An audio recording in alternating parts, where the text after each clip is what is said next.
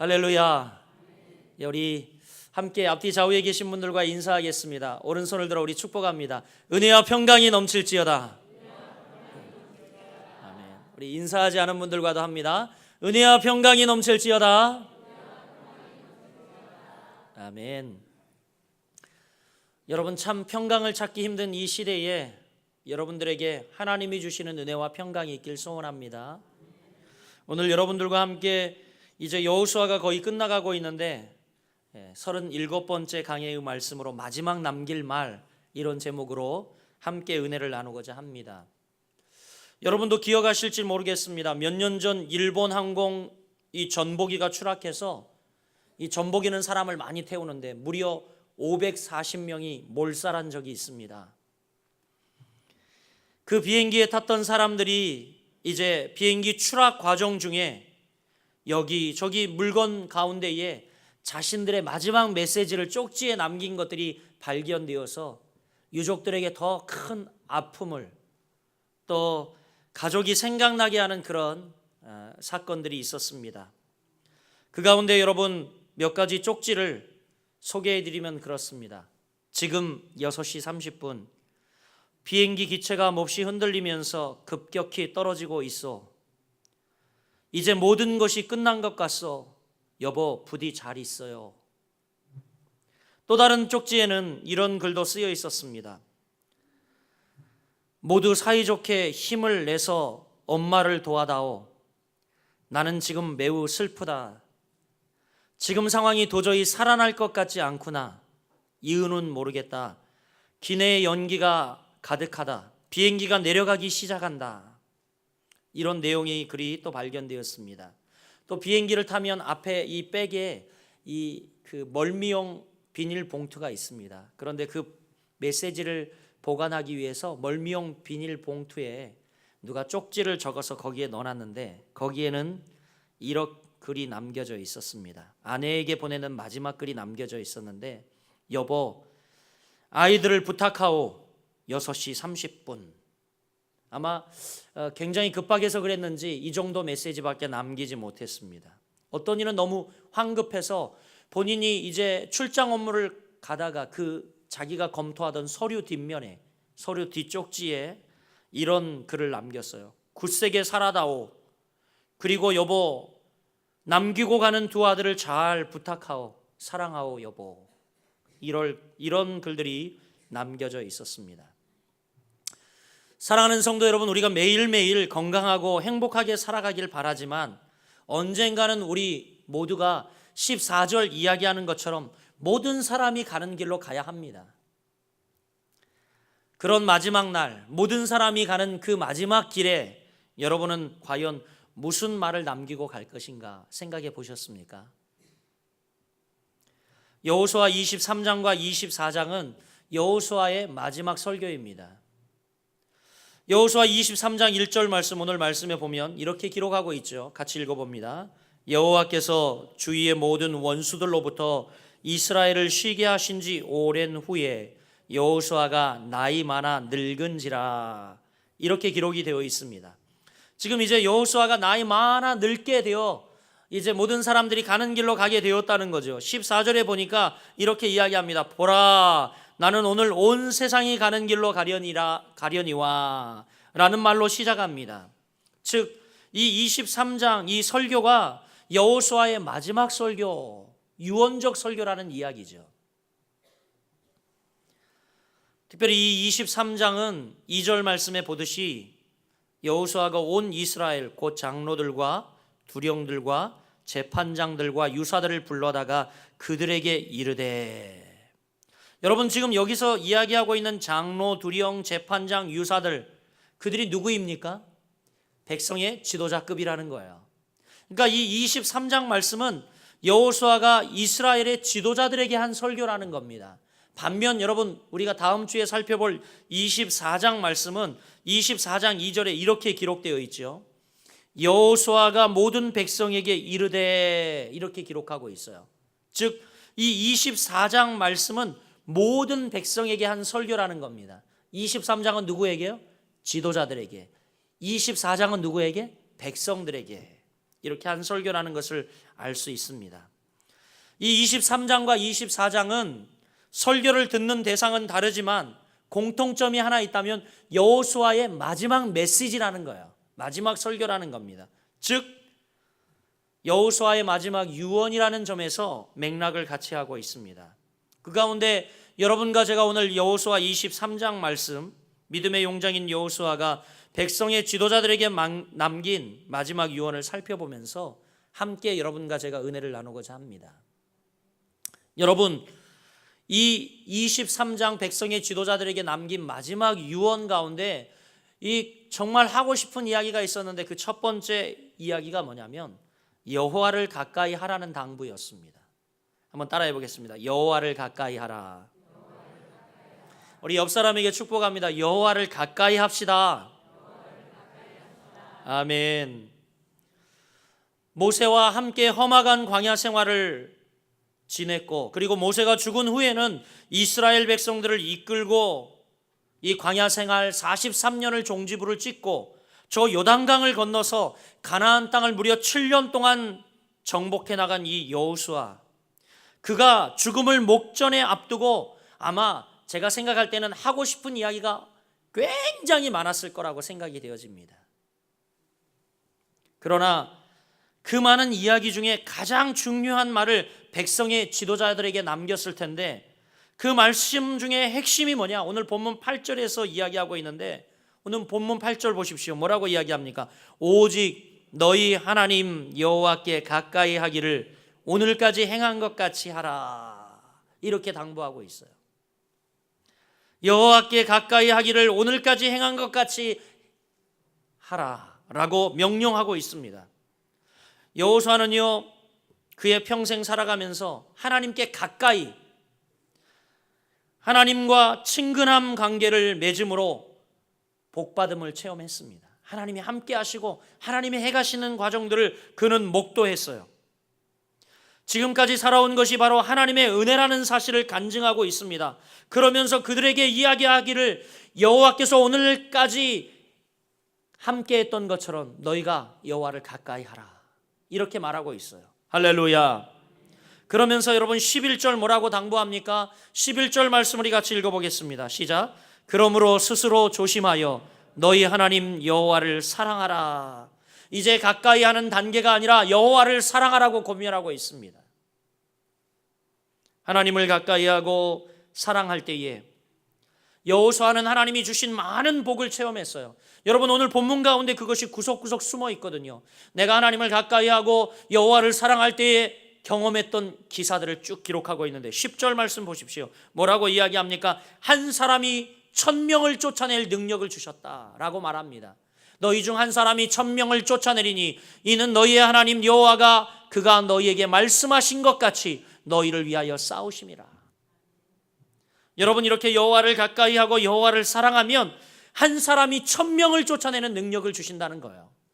이스라엘 백성들이 여러분 가나안 땅을 정복하기 쉬웠습니까? 아니요. 거기에는 기골이 장대한 아낙 자손들이 살고 있고, 그리고 무시무시한 철기 문명으로 이미 철병거와 철 무기로 무장한 족속들이었습니다. 그런데 7년 가나안 정복 전쟁을 하면서 여호수아는 하나님을 가까이 하고 하나님을 사랑하고 하나님의 명령을 따라 행할 때에 하나님이 이스라엘 백성들은 소수이고 전쟁에 나가 싸워야 할 사람들은 소수이지만 무기도 없었지만 한 명이 1000명을 상대하여 승리하는 놀라운 승리를 주셨다는 겁니다. 할렐루야. 또한 여러분 3절에 뭐라고 이야기합니까? 이렇게 이야기합니다. 여호와께서 너희를 위하여 이 모든 나라에 행하신 일을 너희가 다 보았거니와 너희 하나님 여호와 그는 너희를 위하여 싸우신 분이다 라고 이야기합니다. 여러분, 이스라엘 백성이 싸운 것이 아니고 너희가 하나님을 가까이 하고 사랑할 때에 하나님께서 싸우셨다라고 말합니다. 할렐루야. 여러분, 우리가 싸울 필요 없는 거예요. 우리는 그저 하나님을 사랑하고 하나님을 가까이 하고 하나님을 붙들면 돼요. 그분이 싸워주십니다. 할렐루야. 할렐루야. 또 여러분뿐만이 아니라 하나님을 가까이 하고 사랑할 때의 4절에는 뭐라고 이야기합니까? 요단에서부터 해지는 쪽 대해까지 그 땅을 정복하고 얻게 하실 분이다 라고 말하고 있습니다. 보라, 내가 요단에서부터 해지는 쪽 대해까지에 남아있는 나라들과 이미 멸한 모든 나라를 내가 너희를 위하여 제비 뽑아 너희 지파의 기업이 되게 하였느니라. 여러분, 하나님을 가까이 하고 사랑할 때에 그 모든 대적들을 다 멸하고 이 가나안 땅, 넓은 땅을 차지하게 할 뿐만이 아니라 모든 대적들을 다 멸하여 주셨다는 겁니다. 사랑하는 여러분, 하나님을 가까이 하십시오. 하나님을 사랑하십시오. 이런 사실을 분명히 여호수아는 체험했기에 지금 마지막 남긴 설교에서 이스라엘의 지도자들에게 간곡히 부탁합니다. 여러분, 하나님을 가까이 하십시오. 하나님을 가까이 하십시오. 하나님을 사랑하십시오. 하나님을 사랑하십시오. 당부하고 있는 것입니다. 한 나그네가 길을 지나가다가 한 덩어리의 진흙을 얻었습니다. 그런데 이 진흙을 얻었는데 무엇인가 쓰려고 이 진흙을 한 덩어리를 얻어가지고 왔는데 신기하게도 말이죠, 이 진흙이 굉장히 아름다운 좋은 향기를 발산하는 겁니다. 여러분, 진흙이 이 아름다운 향기를 냅니까? 그런 경우는 굉장히 드뭅니다. 그런데 이 진흙이 굉장히 아름다운 향을 내고 있는 거예요. 그래서 너무 궁금한 나머지 나그네가 이 진흙에게 물어봅니다. 야, 너는 바그다드의 진주냐? 진흙이 아닙니다 라고 대답을 하지요. 그러면 너는 인도의 사양이냐? 그것도 아닙니다 라고 대답을 합니다. 그러면 너는 무엇이냐? 이렇게 진흙을 가져온 사람이 진흙에게 묻습니다. 그러니까 진흙이 뭐라고 이야기하냐면 저는 그냥 한 덩어리 진흙에 불과합니다 라고 이야기를 한 거예요. 더 궁금하지 않습니까? 그런데 어떻게 너에게서 이렇게 좋은 향기가 나올 수 있느냐 라고 물어봤어요. 그랬더니 이 진흙이 그 비결을 이야기합니다. 제가 그 비결을 말해드릴까요? 저는 백합화와 같이 오랫동안 살았습니다. 저는 백합화의 이 뿌리를 품고 오랫동안 살았다는 거예요. 사랑하는 여러분, 뭔가 느껴지는 것이 없습니까? 하찮은 진흙 한 줌도 백합화와 함께 할 때에 사람의 이목을 끄는 향기를 내는 진흙이 되었다는 거죠. 여러분, 우리가 예수님과 함께한 세월이 얼마나 됩니까? 20년, 30년, 아니 40년, 평생을 예수와 더불어 살아온 분도 계십니다. 그런데 여러분은 어떤 향을 내고 있습니까? 과연 여러분에게서 예수의 냄새가 나지 아니하고 성령의 냄새가 나지 않는 이유는 무엇인가요? 입으로는 예수와 산다 하지만 실제로는 물질과 세상과 함께하고 있었기 때문에 어쩌면 우리 가운데 골치 아픈 악취만 풍기고 있는지 모릅니다. 사랑하는 여러분, 지금 누구와 함께하고 있느냐? 굉장히 중요한 문제이죠. 여러분, 예수님과 가까이 하고 계십니까? 그저 여러분 예수님 아는 분이에요? 아는 분? 여러분 그저 예수님이 아는 분이 아니라 여러분이 예수님을 경험하고 예수님과 함께하고 동행하는 그런 삶이 되시기를 주의 이름으로 축복합니다. 여러분, 이 시간 저쪽에서 밥을 하고 있는데 너무 맛있게 하고 있거든요. 그쪽에 코를 기울이지 말고 우리 옆 사람에게 이렇게 한번 무슨 향이 나는지 냄새를 맡아보세요. 한번 맡아보세요. 어떻게 예수의 향이 좀 납니까? 할렐루야. 예, 제가 어느 날 이렇게 있는데 우리 대학 청년부 학생이 하나 전화를 했어요. 목사님, 우리 집에 왔다 가셨죠? 그러는 거예요. 그래서 아니, 나 니네 집에 간 적도 없다. 야, 그 근처에 간 적도 없어. 그랬더니 에이, 목사님 그런 말 하지 마세요. 저희 집 엘리베이터 안에서 목사님 향기가 납니다. 그러는 거예요. 아, 이게 참 신기할 노릇이죠. 예, 우리 최진영 집사님 딸 최신희 자매가, 최신희 청년이 저에게 전화를 해서 그런 거예요. 아, 목사님 우리 집에 왔다 갔잖아요. 아니야, 난 니네 집에 갔다 온 적이 없다. 근데 엘리베이터 안에서 목사님 냄새가 난다는 거예요. 신기하죠, 여러분? 예, 제가 늘 사용하는 향수가 있습니다. 예, 참고로 이 불가리라고 하는 파란 향수를 사용하고 있는데 아마 그 냄새에 얘가 익숙해가지고 누군가 그 아파트 라인에 아마 그 동일한 향수를 바르는 사람이 있는 것 같아요. 사랑하는 여러분, 우리 사람은 분명히 삶을 살아가며 자취와 향기를 냅니다. 예수님을 가까이 하면 예수님의 향기를 풍길 것이고, 예수와 멀리 세상과 그리고 여러 가지 불의와 또 유혹과 탐닉에 우리가 기울여 산다면 아마 썩은 향취를 내고 살아가게 될 것입니다. 예수와 가까이 하여 아름다운 향기 내는 여러분 되시길 주의 이름으로 축복합니다. 오늘 여러분, 이 23장 이스라엘 백성의 지도자들에게 남기는 두 번째 설교의 요지는 하나님의 계명을 어기면 하나님의 진노가 임한다는 것을 지금 여호수아는 백성의 지도자들에게 권면하고 있어요. 여러분, 하나님의 진노를 우리는 조심해야 합니다. 저는 요즘 정황, 이 시국을 보면서 너무 두렵고 떨립니다. 하나님의 진노를 우리는 조심해야 합니다. 7절 말씀에 이렇게 이야기하죠. 너희 중에 남아있는 이 민족들 중에 들어가지 말라. 그들의 신의 이름을 부르지 말라. 그것들을 가리켜 맹세하지 말라. 또 그것을 섬겨서 그들에게 절하지 말라. 아주 단호히 명령하고 있습니다. 왜 그랬을까요? 왜요? 이것들은 바로 하나님의 진노를 불러오는 것들이기 때문에 여호수아는 이런 것들 일일이 언급하면서 그 민족들 중에 들어가지도 말고 그 신의 이름을 부르지도 말고 그것들을 가리켜 맹세하지도 말라. 그것을 섬겨 그들에게 절하지 말라. 강력하게 이야기하고 있습니다. 16절에는 이렇게 이야기합니다. 16절 말씀입니다. 같이 읽어보겠습니다. 시작. 만일 너희가 너희의 하나님 여호와께서 너희에게 명령하신 언약을 범하고 가서 다른 신들을 섬겨 그들에게 절하면 여호와의 진노가 너희에게 미치리니 너희에게 주신 아름다운 땅에서 너희가 속히 멸망하리라 하니라. 아멘. 여러분, 천신만고 끝에 가나안 땅에 들어갔잖아요. 그 가나안 땅은 이스라엘 온 백성들의 염원이었습니다. 무려 여러분 43년 광야 생활, 그리고 7년 가나안 정복 전쟁, 50년 만에 이 땅을 차지하고 이제 자유를 누릴 입장이에요.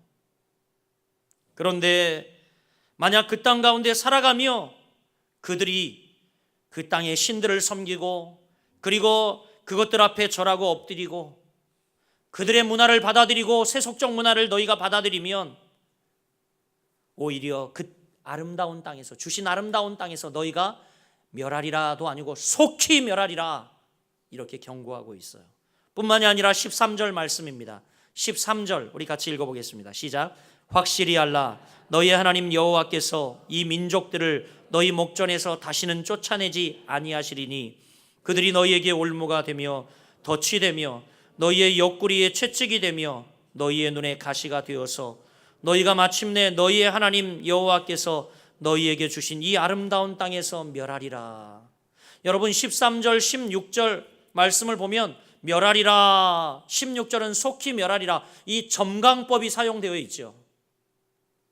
그냥 멸하는 게 아니라 너희가 하나님을 가까이 하지 않냐고 하나님을 떠나면 그냥 멸하는 것이 아니라 동일하게 말하기를 뭐라고 이야기하냐면 이 땅 자체는 아름다운 땅이래요. 하나님이 주신 이 땅은 복된 땅이래요. 그런데 너희가 하나님의 말씀을 떠나고 하나님이 말한 율례와 법도와 규례와 계명을 지키지 아니하면 너희가 망한대요. 멸망을 당한대요. 그것도 속히 멸망을 당한다고 이야기합니다. 지금 여러분, 여호수아는 이스라엘 백성들을 향하여, 특별히 백성의 지도자를 향하여, 이 몫은 지도자들의 몫이거든요. 지도자들이 어떻게 하느냐에 따라 백성이 따라오기 때문이죠. 정말 애타는 마음으로 지금 하나님의 진노를 선포하고 있는 거예요. 제발 백성들을 잘 이끌어 주십시오. 백성의 지도자들이요 라고 이야기하며 제일 중요한 것이 하나님을 가까이 하는 것이고, 그리고 또한 하나님의 이 말씀을 어기며 살아가면 안 됩니다 라고 이야기하는 겁니다. 여러분, 여호수아가 왜 이런 많은 지면을 활용해서 진노를 그들에게 선포하고 있을까요? 그것은 그가 바로 생애에 체험한 결과이기 때문에 그렇습니다. 43년 광야 생활하며 그리고 7년 가나안 정복 전쟁을 치르며 여호수아는 그 생애 이 귀한 말씀들을 직접 몸으로 체험했어요. 그러므로 여호수아는 유언적 설교에서 이 중요한 사실을 다시 한번 주지시켜 주고 있어요. 왜냐하면 후손들이 잘 살아야 하기 때문에, 이 가나안 복지에서 잘 살아야 하기 때문에. 사랑하는 여러분, 여러분 후손들이 잘 살려면 자녀들에게 하나님의 진노를 가르쳐야 돼요. 그냥 예수 믿으면 복 받는다, 예수 믿으면 잘 될 거요, 그런 이야기만 하는 것이 아니라 너희가 하나님을 떠나고 하나님의 말씀을 떠나면 진노를 받게 된다는 사실을 분명히 우리는 가르쳐야 합니다. 역사가 에드워드 깃보는 로마 제국의 멸망의 원인을 5가지로 기술화했는데, 로마 제국이 이래이래해서 멸망했다고 이 에드워드 깃본이 이야기를 합니다. 저는 이 책을 읽다가 너무 깜짝 놀랐어요. 오늘 한국의 현 사회와 너무 흡사하다.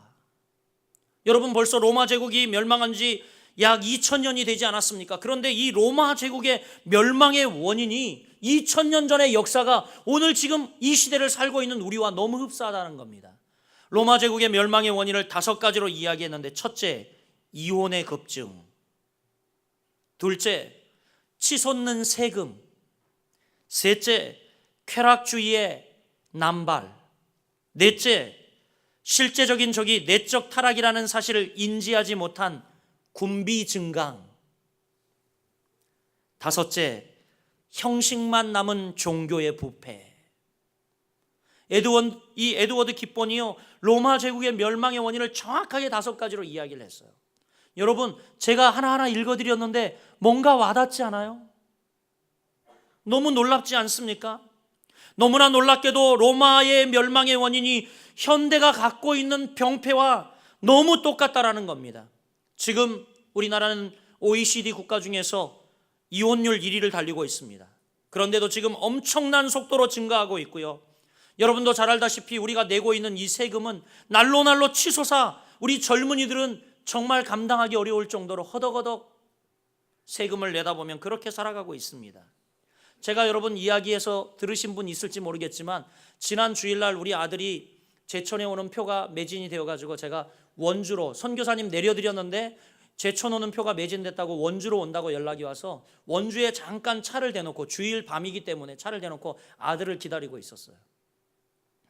그런데 그냥 다 차를 도로변에 주일날이면 막 이렇게 대지 않습니까? 그래서 뭐 통행에 방해도 안 되고 해서 이 차를 수백 대가 세워져 있더라고요. 그래서 저도 자연스럽게 차를 댔는데, 그 다음 화요일 날 교통부 장관에게 저에게 친위 엽서가 온 겁니다. 그래서 어떤 엽서가 왔을까 하고 뜯어봤더니 저에게 아주 정중한 인사와 더불어 벌금 4만 원을 내달라는 주차 위반 딱지가 날라왔어요. 야, 세상에 그 수백 대가 세워져 있었는데 그 차들이 다 벌금을 문 거 아닙니까? 지금 여러분, 주일날은 적어도 종교 행사나, 그리고 또한 주일날은 공무원들이 쉬기 때문에 딱지를 띄지 않았어요. 그런데 세상에 주일날도요, 이 딱지를 이렇게 뗄 줄은 전혀 예측을 못했던 거예요. 제가 도시에 살 때도요, 전혀 딱지를 주일날은 떼지 않았거든요. 특히 교회 앞에 이 차를 대는 것, 이런 것들은 다 용납을 했어요. 여의도 순복음교회 앞에 가면 그냥 차량이 막 온통 북새통을 이루는데 주일날만큼은 이 교통경찰들이 교통정리를 해주지 절대 딱지를 떼지 않습니다.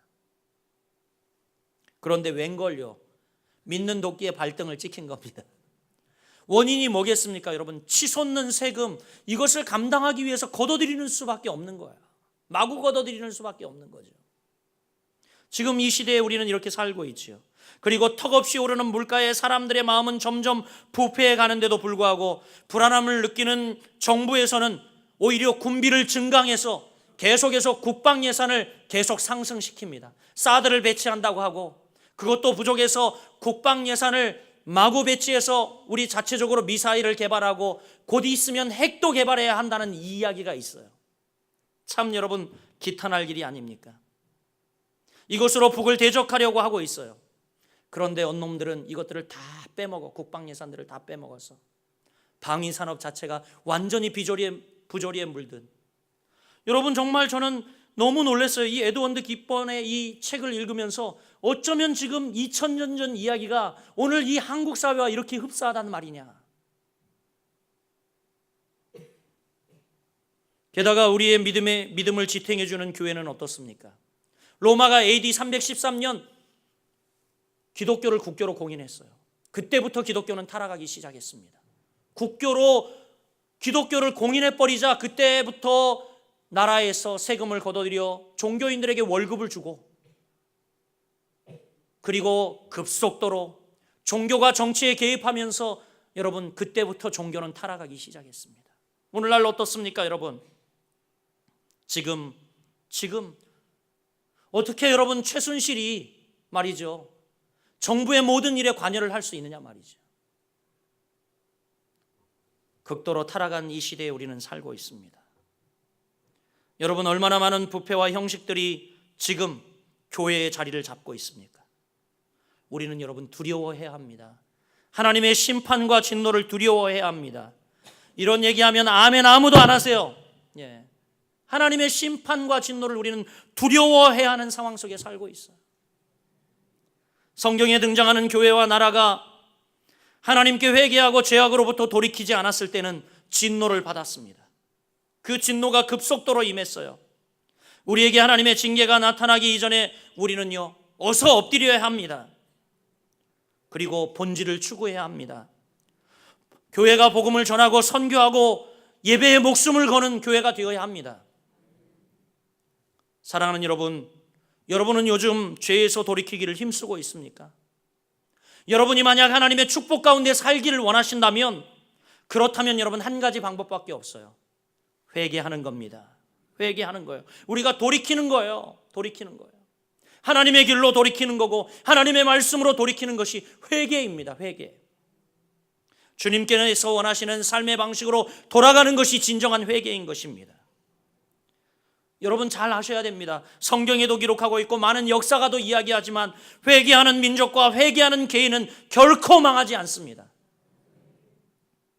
우리가 지금 회개해야 될 때예요. 우리는 하나님의 진노를 두려워하며 회개해야 할 때입니다. 이 민족의 죄가 나로부터 시작됐음을 여러분, 최순실 이 대통령의, 그리고 여러분 이것저것 썩은 것이 나로부터 시작되었음을 우리는 통감하고, 여러분 우리는 이 죄가 우리의 죄임을 고백하며 민족의 죄를 떠안고 우리가 눈물을 흘려야 합니다. 그럴 때 우리 민족은 소망이 있고, 그럴 때 여러분 개인은 결코 망하지 않습니다. 여러분 우리가 두려워해야 할 것은 하나님의 진노이지 여러분 사람의 심판과 사람의 손가락질이 아닙니다. 우리 옆 사람에게 이야기해 봅시다. 조심합시다. 회개합시다. 아멘. 여러분, 이 여호수아는 자신의 마지막 유언적 설교에서 이제 세 번째 나타나는 특징은 하나님을 가까이 하라, 하나님의 진노를 조심하라, 이렇게 이야기한 후에 말씀을 가만히 살펴보면 특징적인 것이 하나 있는데, 여호수아는 자신의 공로에 대해서는 전혀 한마디 언급도 없다는 겁니다. 이게 놀라워요. 이게 놀라워요. 정말 참 지도자다라는 생각이 들어요. 여호수아가 여러분 생각해 보십시오. 모세가 죽은 뒤에 이스라엘 백성들을 이끌고 광야를 무려 43년 동안 유리방황하며 그들을 이끌었어요. 뿐만이 아니라 가나안 땅에 들어가서 그 수많은 대적들을 7년간 어려운 전쟁을 치르면서 또 이 지파 저 지파 욕심이 많을 텐데 그것을 현명한 지혜를, 하나님이 주신 지혜로 제비 뽑기를 통하여 12지파에게 잘 분배한 다음에 이제 평화가 찾아왔죠. 그런 그를 생각하면 그의 공로가 어마어마합니다. 마지막에 적어도 조금이라도 자기 공로를 내세울 만하지 않습니까? 내가 이렇게 했노라고 충분히 이야기할 만합니다. 그런데 여러분, 오늘 본문을 눈을 씻고 읽어보십시오. 자기의 의를 드러내거나 자기의 공로를 내세우는 말씀이 하나라도 있는가? 전혀 없다라는 거예요. 전혀 없다라는 거예요. 반면 여러분, 사무엘상 15장 12절에 보면 이스라엘의 초대왕 사울이 등장합니다. 사울은 여러분 안타깝게도 뭐라고 이야기합니까? 우리 같이 한번 읽어볼게요. 시작. 사무엘이 사울을 만나려고 아침에 일찍이 일어났더니 어떤 사람이 사무엘에게 말하여 이르되 사울이 갈멜에 이르러 자기를 위하여 기념비를 세우고 발길을 돌려 길갈로 내려갔다 하는지라. 여러분, 사울은요 이스라엘의 초대 왕이에요. 그리고 이제 혁혁한 승리도 아닌 조그만 승리를 거둔 이후에 자기를 기념하여 기념비를 세웠노라고 이야기를 합니다. 개탄할 일이고 통탄할 일이죠. 그러나 여러분, 여호수아의 마지막 설교에는 그런 자기의 공로가 하나도 없고 하나도 말하지 않고 있어요. 하나도 언급지 않고 있다라는 겁니다. 여호수아의 생애에 가장 중요한 것은 그가 하나님을 사랑하는 것이고, 그리고 인간 여호수아에 대한 관심은 전혀 아니었다라는 거예요. 여러분, 이런 마음들이 우리에게 있어지길 간절히 소원합니다. 우리의 삶의 최대의 초구점이 하나님을 우리가 어떻게 사랑하는가, 이것이고, 여러분, 내가 어떻게, 이것은 뒷전이 되길 주님의 이름으로 축복합니다. 한 젊은이가 이제 로버트 모리슨 박사가 중국 선교를 떠나려고 할 때에 달려와서, 선교부에 달려와서 간절히 요청했어요. 이 젊은이가 저도 이 모리슨 박사가 가는 선교에 동참하게 해주십시오 라고 간절히 요청을 했습니다. 그래서 선교본부가 이 젊은이의 이력서를 받아봤는데, 이 젊은이가 이력서로는 도대체 선교사의 자질이 하나도 없는 겁니다. 무식하죠. 배우질 못했죠. 거기다가 재산이 있는 것도 아니죠. 유명 가문도 아니죠. 신학을 한 것도 아니죠. 선교사로서의 자질이 한 개도 없는 겁니다. 선교부가 고심 끝에 그에게 이렇게 이야기를 했어요. 잘라버릴 요량으로 이렇게 이야기를 한 겁니다. 이 모리스 박사가 가는 그 선교의 길에 당신은 적합하지 않습니다. 당신은 그냥 아무리 보아도 그냥 모리스 박사의 이 선교에 적합하지 않으니까 돌아갔으면 좋겠습니다. 그저 만약에 필요하다면 그냥 모리스 박사의 심부름꾼 정도 필요한데, 당신은 여기에 자질이 없습니다 라고 이제 돌려보낸 거예요. 근데 여러분, 이 사람은 오히려 눈빛이 이 이야기를 듣고 초롱초롱해진 겁니다. 여보시오, 그러면 저를 이 모리스 박사님의 심부름꾼으로 보내주십시오. 선교부에서는 이 사람을 떼어버릴 요령으로 이제 심부름꾼 정도 필요하다 그랬더니, 이제 그러면 떨어질 줄 알았는데 그게 아니라 자기가 심부름꾼이 되기를 자청한 겁니다. 저는 나무도 잘 패고 물도 잘 나를 수 있고 밥도 잘 짓습니다. 아니, 그보다 더 어려운 일이라도 몸으로 하는 일이라면 얼마든지 할 수 있습니다. 보내만 주십시오 라고 이야기를 한 거예요. 난처한 거죠. 선교부에서는 이 사람이 너무 자격이 부적절해서 잘라버리려고 그랬는데, 이 젊은이는 제가 심부름꾼이라도 가겠다는 겁니다. 그래서 그 젊은이를 너무 청이 간절해서 모리스 박사님의 심부름을 하는 사환으로 중국에 보냈습니다. 여러분, 이렇게 시작된 이 젊은이의 중국행은요, 하나님의 인도하심으로 선교 사역으로 결국은 이어졌고, 후에 중국에서 오늘날도 선교 역사상 세 손가락 안에 들며 가장 인정받는 선교사가 되었어요. 이 사람이 누구냐면 바로 밀른 박사입니다. 선교의 역사에 이분의 이름을, 중국 선교의 역사에 이분의 이름을 빼놓을 수가 없어요. 밀른 박사님. 여러분, 하나님께서는요, 겸손한 자와 함께 하십니다. 할렐루야. 이제 말씀을 맺겠습니다. 성도 여러분, 우리는 언젠가 마지막 날을 맞습니다. 모든 인생들이 가는 길을 맞게 되죠. 그 순간 여러분들은 무슨 말을 남기시겠습니까? 혹시 이 가운데 많은 젊은이들이 있는데 아직도 나의 날이 멀다고 생각되어지시는 분들이 있습니까? 여러분, 그런 착각 마십시오. 언제 우리의 마지막 날이 올지 모릅니다. 어제 굉장히 안타까운 소리를 들었어요. 우리 노회와 같이 하는 서문교회 시무하시는 한 장로님이, 제가 이 얼굴도 아는 그 장로님인데 늘 자전거 타고 교회의 허드렛 일을 섬기고 아주 기도에 쫓아다니시고 아주 신실한 장로님이셨어요. 근데 안타깝게도 저 봉양 쪽에 새 직장을 구해서 출근한 지 며칠 되지 않았는데, 사유는 잘 모르겠지만 아마 직장에서 무슨 이런 쌓아놓은 것이 무너져서 깔려 돌아가시는 사고가 있었어요. 바로 소천을 하셨다는 이야기를 들었습니다. 참 그 이야기를 듣고 너무 안타까움이 들었어요. 그 장로님 굉장히 이렇게 눈망울이 늘 촉촉하고 하나님 은혜를 굉장히 사모하시는 분이었는데, 여러분, 정말 인생은요, 오는 순서는 있지만 떠나는 것은 순서가 없다라는 옛 어르신들의 말이 정말 하나도 틀림이 없습니다. 이 세상을 호령하고 제패했던 이 알렉산더 대왕은 이런 말을 유언으로 남겼죠. 여러분, 나의 간에 두 구멍을 뚫어서 나의 두 손을 관 밖으로 내어 주십시오. 사람이 빈손으로 왔다가 빈손으로 간다는 것을 모든 사람들이 알도록 그렇게 해 주십시오 라는 유언을 남기고 죽었어요. 그렇습니다. 또한 성경에 보면 사도 바울은 그의 마지막 편지 디모데후서 4장 7절 8절에 그가 죽기 전 마지막 남긴 유언의 말씀 뭐라고 이야기합니까? 내가 선한 싸움을 싸우고 나의 달려갈 길을 마치고 믿음을 지켰으니 이제후로는 나를 위하여 의의 면류관이 예비되었으므로 주 곧 의로우신 재판장이 그날에 내게 주실 것이니 내게만 아니라 주의 나타나심을 사모하는 모든 자에게니라. 아멘.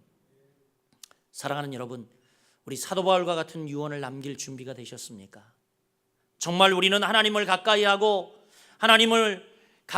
사랑하며 하나님의 진노를 두려워하며 말씀 따라 하나님을 사랑하고 살아감으로 말미암아 훗날에 우리의 후손들이나 나의 죽음을 지켜보는 모든 이들 앞에 사도 바울처럼 내가 선한 싸움을 싸우고 나의 달려갈 길을 마치고 믿음을 지켰으니 이제후로는 나를 위하여 의의 면류관이 예비되었노라. 여러분, 이렇게 당당히 이야기하실 삶의 준비가 되셨습니까?